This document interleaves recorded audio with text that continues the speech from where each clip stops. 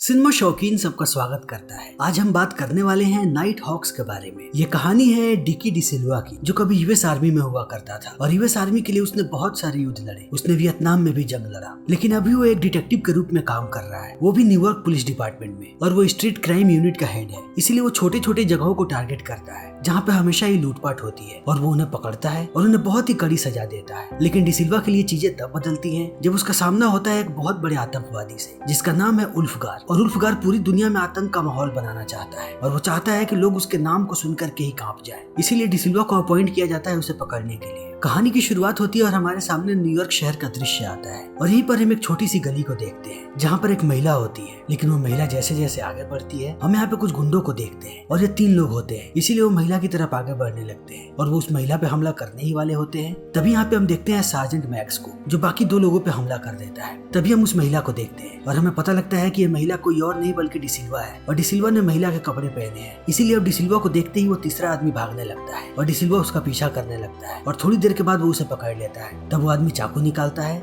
और डिसिल्वा पे हमला करने लगता है। लेकिन डिसिल्वा ने ऐसे हजारों लोगों का सामना किया है, इसीलिए वो जल्दी ही इस आदमी को बहुत पीटता है और उसे घायल कर देता है, और घसीट करके यहाँ से लेकर के जाने लगता है, और बताता है कि उस पर कितने सारे चार्जेस लगाए जाएंगे। तभी हमारे सामने लंदन का दृश्य आता है, और यहाँ पे हम उल्फगार को देखते हैं, जिसके पास एक बहुत बड़ा बॉम्ब है, जिसे उसने बैग में छुपा करके रखा है। फिर वो जाता है एक स्टोर के अंदर और यहाँ के सेल्समैन से बातें करने लगता है, और बातें करते करते बॉम्ब को नीचे छुपा देता है। फिर यहाँ से बाहर निकलता है और यहाँ के मीडिया वालों को कॉल करता है और उन्हें बताता है कि वो क्या कर रहा है, और वो अपना नाम भी बताता है कि उसका नाम है उल्फगार, और उसी ने अभी यहाँ पे बॉम्ब लगाया है। और अब यहाँ पे एक बहुत बड़ा ब्लास्ट होता है, और उल्फगार यही चाहता है कि पूरी दुनिया में उसका नाम और सब लोग उसके नाम से दहशत खाएं। तभी हमारे सामने फिर से न्यूयॉर्क का दृश्य आता है, और यहाँ पे हम डिसिल्वा और मैक्स को देखते हैं, और ये दोनों जा रहे होते हैं एक जगह पे छापा मारने के लिए। और जल्दी ये लोग पहुंचते हैं ड्रग डीलर्स के पास और उन पे बंदूकें तान देते हैं। तभी उन्हें पता लगता है कि यहाँ पे एक पुलिस वाला भी इन लोगों के साथ मिला हुआ है, और वो भी यहाँ पे है। इसलिए ये दोनों उस पर गुस्सा हो जाते हैं और उसे भी गिरफ्तार कर लेते हैं। फिर इस काम को पूरा करने के बाद डिसिल्वा जाता है अपनी पत्नी के पास, जिससे उसका तलाक हो चुका है, और इसकी पत्नी का नाम है इरीन।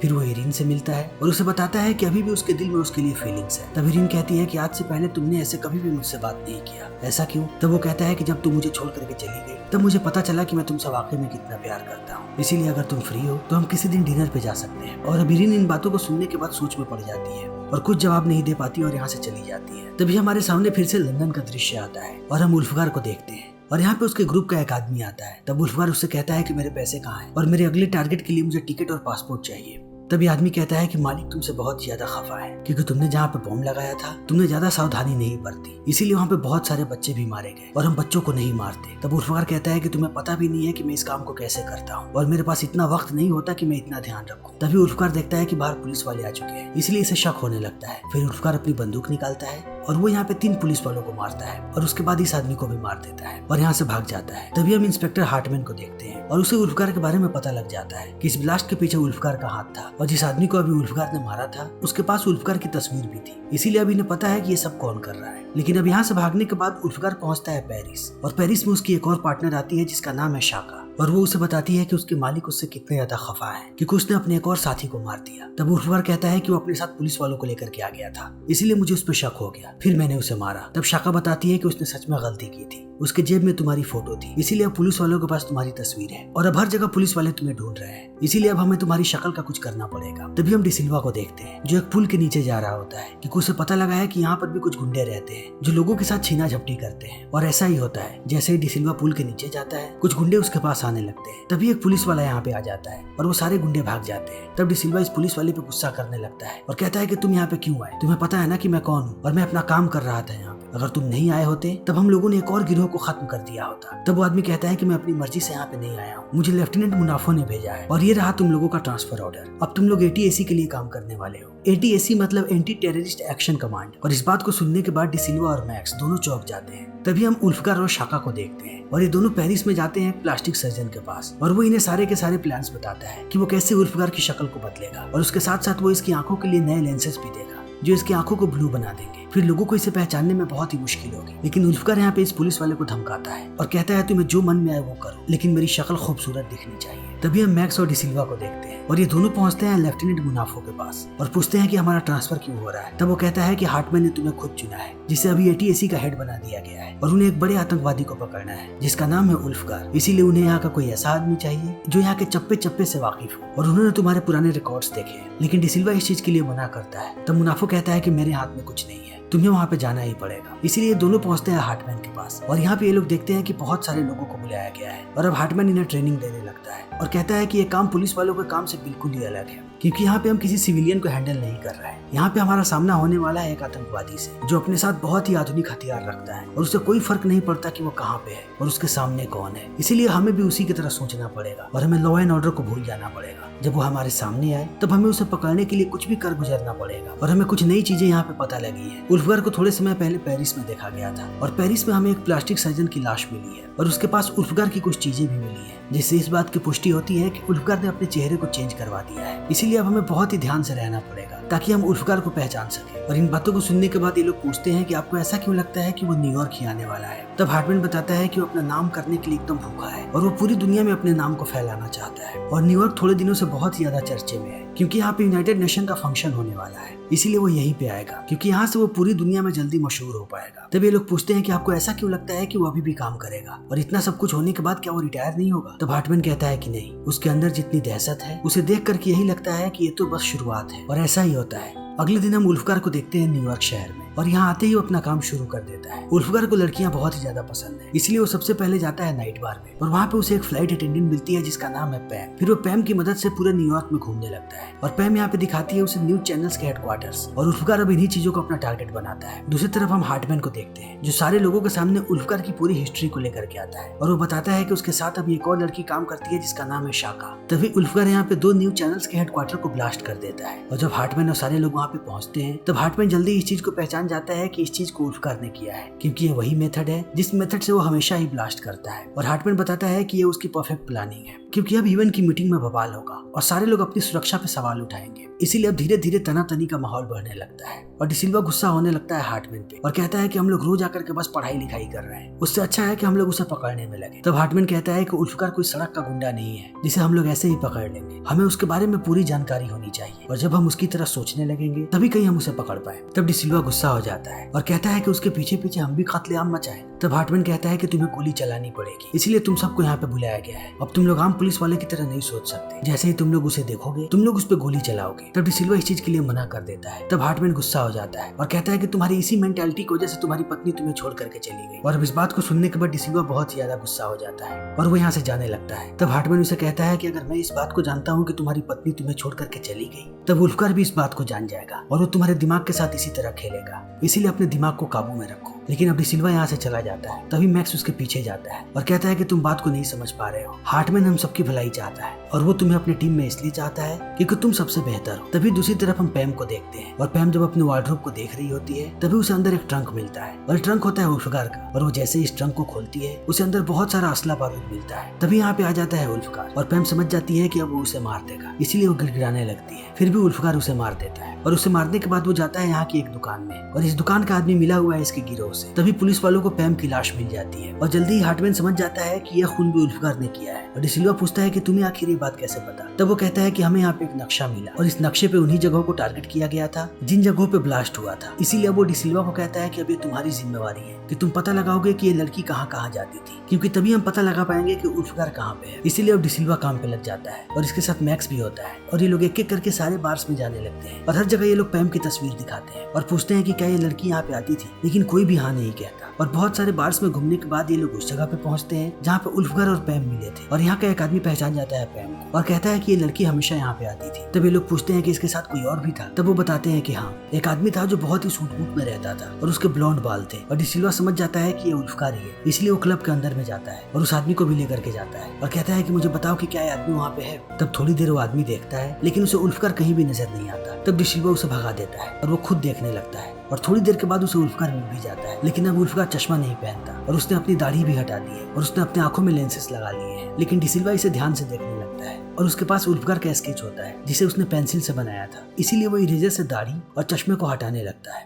और उसे उल्फगार पे शक होने लगता है, इसीलिए वो मैक्स के साथ आगे बढ़ने लगता है। तभी उल्फगार भी इन दोनों को देख लेता है और वो भी सस्पिशन में आ जाता है। फिर डिसिल्वा जैसे ही उल्फगार के पास में जाता है वो उसका नाम पुकारता है और इस बात को देखते ही उल्फगार भड़क जाता है। फिर वो अपनी बंदूक निकालता है और डिसिल्वा पे गोली चला देता है, जिसमें एक लड़की मारी जाती है और वो यहाँ से भागने लगता है। लेकिन अब ये दोनों उसका पीछा करने लगते हैं। वो भागता जाता है और ये लोग उसका पीछा करते जाते हैं और इन लोगों के बीच बहुत देर तक चूहे बिल्ली का खेल चलते रहता है। फिर अंत में उल्फगार पहुंचता है मेट्रो स्टेशन और यहाँ पे वो एक औरत को बंधक बना लेता है और उसके गले पे चाकू तान देता है। फिर मैक्स और डिसिल्वा ऐसे ही बंदूक लेकर के खड़े रहते हैं। तभी यहाँ पे मेट्रो आती है और उल्फगार अंदर जाने लगता है। तब मैक्स डिसिल्वा को बार बार कहता है कि गोली चलाओ, लेकिन डिसिल्वा गोली नहीं चला पाता और उल्फगार मेट्रो में बैठ करके यहाँ से भागने लगता है। तब ये लोग भी मेट्रो के पीछे लटक जाते हैं। फिर ये पीछे का कांच तोड़ते हैं और मेट्रो के अंदर चले जाते हैं और धीरे धीरे आगे बढ़ने लगते हैं। तब तक उल्फगार ने भी इस औरत को छोड़ दिया होता है और वो भी आगे जाने लगता है। और जब तक ये लोग उल्फगार के पास पहुंचते तब तक दूसरा स्टेशन आ जाता है, इसीलिए उल्फगार नीचे उतर के भागने लगता है और ये लोग भी उसके पीछे भागने लगते हैं। लेकिन थोड़ी दूर जाने के बाद उल्फगार रुक जाता है और जब उसके पास मैक्स आता है तब वो उस पर चाकू चला देता है और मैक्स घायल होकर के नीचे गिर जाता है। तब डिसिल्वा उसके पास चला आता है। तब तक उल्फगार यहाँ से भाग जाता है, लेकिन अब डिसिल्वा बहुत ही ज्यादा गुस्से में है और वो चिल्ला के उल्फगार से कहता है कि अब मैं तुम्हें अपने हाथों से मारूंगा। फिर जल्दी ही मैक्स को हॉस्पिटल में एडमिट करवाया जाता है और इन्हें पता लगता है कि मैक्स बिल्कुल ठीक है, क्योंकि सिर्फ उसके चेहरे पे घाव लगा है, इसीलिए ज्यादा टेंशन की बात नहीं है और वो जल्दी ही फोर्स को ज्वाइन भी कर पाएगा। लेकिन मैक्स यहाँ पे डिसिल्वा से कहता है कि जब तुम्हारे पास मौका था तब तुम्हें गोली चला देनी चाहिए थी और तुमने बहुत बड़ी गलती की है उसे ना मार के। और अब डिसिल्वा को भी इस बात का पछतावा होता है। तभी उल्फगार उसी शॉप में पहुंचता है जो उनका वेयर हाउस है और यहाँ पे उसकी मुलाकात होती है शाका से और वो कहती है कि पुलिस वालों के पास अब तुम्हारे पूरे डिटेल्स हैं, इसीलिए वो इवेंट की मीटिंग में तुम्हारा नाम रखेंगे और सब चीज को तुम्हारे सर पे थोप देंगे। तब उल्फगार कहता है कि मुझे इससे कोई फर्क नहीं पड़ता और यहाँ पे हमें इन लोगों के मालिक का नाम पता लगता है जिसका नाम है हमीद। इसीलिए उल्फगार पूछता है कि क्या अब हमीद मुझसे मिलेगा और शाका कहती है कि वो बस सोच रहा है। तभी इरीन कॉल करती है डिसिल्वा को और कहती है कि वो उससे मिलना चाहती है और उसे उसकी सच में फिक्र है और इस बात को सुनकर डिसिल्वा खुश हो जाता है और कहता है कि हम जल्दी ही सैटरडे को मिलेंगे। तभी हम उल्फगार को देखते हैं और वो शाका को कहता है कि मुझे उस पुलिस वाले की पूरी डिटेल चाहिए जो आज मेरे पीछे भाग रहा था और वो 2 लोग थे, इसीलिए अब शाका भी इस काम में लग जाती है। तभी हम यहाँ पे यूनाइटेड नेशन के फंक्शन को देखते हैं जो मेट्रोपॉलिटन म्यूजियम आर्ट में हो रहा होता है और इन्हें पता होता है कि यहाँ पे जरूर कुछ होने वाला है, इसीलिए हार्टमैन अपने सारे लोगों को लेकर के आया होता है और हर जगह लोग फैले हुए होते हैं। तब डिसिल्वा बात करता है हार्टमैन से और वो कहता है कि मुझे लगता है कि मुझे तुम्हें एक दिन खाना खिलाना पड़ेगा क्योंकि हमारे बीच बहुत ही अनबन रही है। तब हार्टमैन कहता है कि जरूर, और यहाँ पे हमें पता लगता है कि अब इन दोनों के बीच बननी शुरू हो गई है। तभी हार्टमैन के सामने यहाँ पे शाका आ जाती है और हार्टमैन जैसे ही शाका का नाम लेता है वो उसे गोली मार देती है, इसीलिए डिसिल्वा भागता हुआ पहुंचता है हार्टमैन के पास। तब सारे पुलिस वाले कहते हैं कि हम एग्जिट पॉइंट को बंद कर रहे हैं। तब डिसिल्वा कहता है कि नहीं, वो भाग चुकी है और उनका काम भी हो चुका है, वो बस यही चाहते थे कि वो इस मीटिंग को अस्त व्यस्त कर दें। लेकिन उल्फगार और शाका यहीं पे नहीं रुकते। अगले दिन वो एक ट्रैम कार को हाईजैक कर लेते हैं और उसके बाद उल्फगार कॉल करता है पुलिस वालों को और बताता है कि उसने एक ट्रैम कार को हाईजैक कर लिया है और जब न्यूयॉर्क के बड़े अथॉरिटी उससे बात करेंगे तभी वो अपनी शर्तें बताएगा। और देखते ही देखते चारों तरफ ये खबर फैल जाती है और हम इस ट्रैम के सारे लोगों को देखते हैं और यहाँ पे एक औरत भी होती है जिसका एक बहुत ही छोटा सा बच्चा होता है। और यहाँ पे हमें एक और बात पता लगती है कि उल्फगार को पता है कि इसके अंदर जितने भी पैसेंजर्स हैं कौन क्या करता है, इसलिए वो फ्रेंच एम्बेसडर की पत्नी को पकड़ लेता है। तब तक यहाँ पे चारों तरफ पुलिस वाले आ जाते हैं और डिसिल्वा भी हेलीकॉप्टर से आ जाता है और जैसे ही उल्फगार डिसिल्वा को देखता है वो फ्रेंच एम्बेसडर की पत्नी को आगे करता है और उसे गोली मार करके नीचे फेंक देता है। फिर वो पुलिस वालों से कहता है कि मैं 5 मिनट के बाद नीचे एक केबल गिराऊंगा, तब एक पुलिस वाला ऊपर आ सकता है क्योंकि मुझे एक आदमी को रिहा करना है। तब ये लोग कहते हैं कि ठीक है, हम किसी को भेज रहे हैं। तब वो कहता है कि नहीं, मुझे सिर्फ डिसिल्वा चाहिए, इसीलिए लोग डिसिल्वा को ऊपर भेजते हैं और डिसिल्वा जैसे ही ऊपर जाता है उल्फगार डिसिल्वा से कहता है कि कहो कि मैं पूरे शहर को घुटने पे ले आया और न्यूयॉर्क पुलिस बुजदिल है। और अब इन बातों को सुनने के बाद उल्फगार हंसता है और कहता है कि मैं चाहता हूँ कि सारे मीडिया वाले इस खबर को दिखाएं। और इतना कहने के बाद वो छोटे बच्चे को दे देता है डिसिल्वा को और नीचे भेजने लगता है और कहता है कि मैं जल्दी ही अपने शर्तें सुनाऊंगा। और अब डिसिल्वा उस बच्चे को लेकर के नीचे चला जाता है। तब थोड़ी देर के बाद फिर से उल्फगार कॉल करता है और वो अपनी शर्तें बताता है और कहता है कि यहाँ के जेल में 4 आतंकवादी कैदी हैं और फिर वो उनका नाम बताता है और कहता है कि तुम लोगों को रात 10 बजे से पहले उन चारों को छोड़ना पड़ेगा और उन्हें लेकर के आना पड़ेगा मेरे पास, जहाँ पे मेरे लिए एक बस का इंतजाम करो और उस बस को चलाएगा डिसिल्वा। फिर डिसिल्वा हमें लेकर के जाएगा हवाई अड्डे जहाँ पे हमें एक प्राइवेट जेट चाहिए। फिर हम प्राइवेट जेट में बैठेंगे और वहीं पे मैं सारे बंधकों को छोड़ दूंगा और मैं यहाँ से चुपचाप निकल जाऊंगा। लेकिन अगर तुम लोगों ने कोई भी चालाकी की या मुझे कहीं भी कोई भी पुलिस वाला दिखा तो मैं सारे बंधकों को मार दूंगा। और पुलिस वाले भी इस शर्त को मान जाते हैं। लेकिन मैक्स यहाँ पे आगाह करता है डिसिल्वा को और कहता है कि जैसे ही वो लोग हवाई अड्डे पहुंचेंगे वो तुम्हें मार देंगे। तब डिसिल्वा कहता है कि हमारे पास दूसरा कोई भी चारा नहीं है और वो मुझे नहीं मारेगा बल्कि मैं उसे मारूंगा। और अब देखते ही देखते रात के 10 बज जाते हैं और डिसिल्वा बस लेकर के आ जाता है और उल्फगार धीरे धीरे करके सारे लोगों को लेकर के बाहर आने लगता है। लेकिन ये लोगों के बीच में छुपे हुए होते हैं। तभी हम मैक्स को देखते हैं जो एक स्नाइपर के साथ दूर से निशाना लगाए बैठा होता है। फिर देखते ही देखते ये लोग जैसे आगे आते हैं और शाका जैसे ही भीड़ से बाहर निकलती है, स्नाइपर से ये लोग उसे शूट कर देते हैं और वहीं पे शाका की मृत्यु हो जाती है। लेकिन अब उल्फकर गोलियां चलाने लगता है। तब तक सारे लोग यहाँ से भाग जाते हैं और डिसिल्वा भी उस पर गोली चलाने लगता है। तब उल्फकर बस लेकर के भागने लगता है और वो बस को जंप करवा देता है नदी में और वो बस देखते ही देखते नीचे डूब जाती है। लेकिन अब सारे लोग पानी में ढूंढने लगते हैं उल्फकर को, लेकिन इन्हें उल्फकर की लाश नहीं मिलती। लेकिन शाका के जेब से इन्हें वही एड्रेस मिलता है जहाँ पे उल्फकर का वेयर हाउस है। इसीलिए सारे पुलिस वाले पहुंचते हैं उसके वेयर हाउस में और यहाँ पे डिसिल्वा देखता है कि डिसिल्वा के बारे में सारी की सारी जानकारियां निकाल ली थी उल्फकर ने। और यहीं पे उल्फकर को इरीन का नाम मिलता है और इसे देख करके वो चौंक जाता है और वो समझ जाता है कि उल्फकर अभी इरीन के घर पे गया हुआ है। इसीलिए वो भागने लगता है इरीन के पास जाने के लिए। तभी हम इरीन को देखते हैं और इरीन बाहर से आकर के अपने घर के अंदर चली जाती है। तभी हम उल्फकर को भी देखते हैं और उल्फकर के हाथ में एक चाकू होता है। फिर वो बड़े ही चालाकी के साथ दरवाजे को खोलता है और अंदर घुस जाता है और चाकू लेकर के आगे बढ़ने लगता है इरीन की तरफ। तब इरीन बर्तन धो रही होती है और देखते ही देखते उल्फकर जैसे उसके करीब जाता है और वो उसे मारने वाला होता है, तभी इरीन पीछे घूमती है और उल्फकर देखता है कि ये इरीन नहीं बल्कि डिसिल्वा है और डिसिल्वा ने लड़कियों के बाल लगा रखे हैं और इरीन के कपड़े पहन रखे हैं। इसीलिए उल्फकर डिसिल्वा पर भी चाकू चलाने की कोशिश करता है, लेकिन डिसिल्वा उसे एक गोली मार देता है। तब भी उल्फकर नहीं मानता। तब वो उसे दूसरी गोली मारता है और उल्फकर दरवाजे से बाहर जाकर के गिरता है और यहीं पे उल्फकर की बहुत ही दर्दनाक मृत्यु होती है